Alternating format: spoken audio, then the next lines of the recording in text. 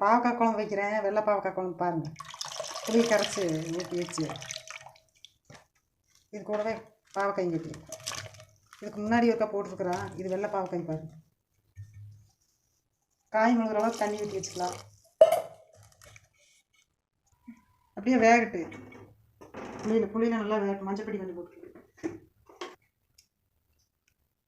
மஞ்சப்பொடி கொஞ்சம் போட்டுக்கலாம். நல்லா வேகட்டு. மூடிடும். பாவக்காய் குழம்பு சாந்து அரைக்கிறதுக்கு வெங்காயம் வச்சுக்கலாம்.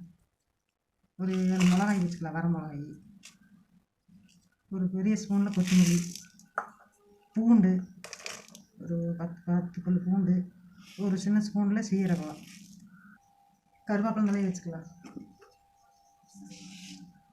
எண்ணெய் ஊற்றிக்கலாம். வணங்குறது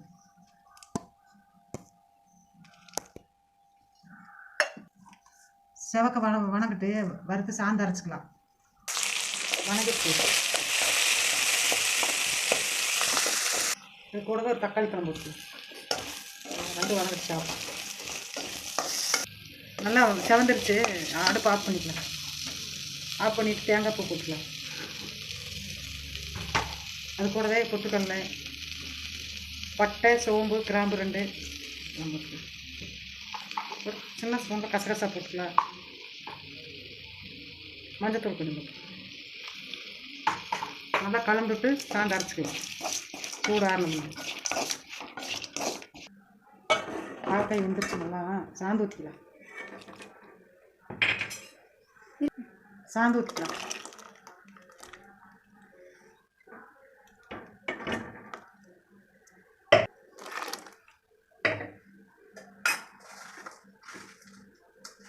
உப்பு போட்டுக்கலாம்.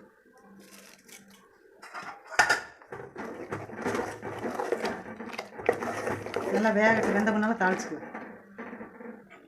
நல்லா குழம்பு காய் வெந்துருச்சு. குழம்பு ரெடி ஆகிடுச்சு. குழம்பு தாளிச்சிக்கலாம். எண்ணெய் ஊற்றிக்கலாம். கடுகு போட்டுக்கலாம்.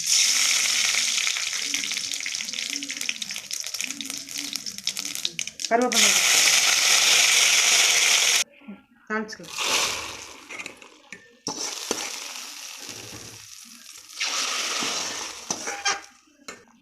கொத்தமல்லி தழை போட்டுக்கலாம். இது கூட தான் கடைசியில் சர்க்கரை வந்து போட்டுக்கலாம். சர்க்கரையும் போடலாம், வெல்லம் போட்டுக்கலாம். இதுக்கு தான் போட்டுக்கலாம். இது நல்லா இருக்குது.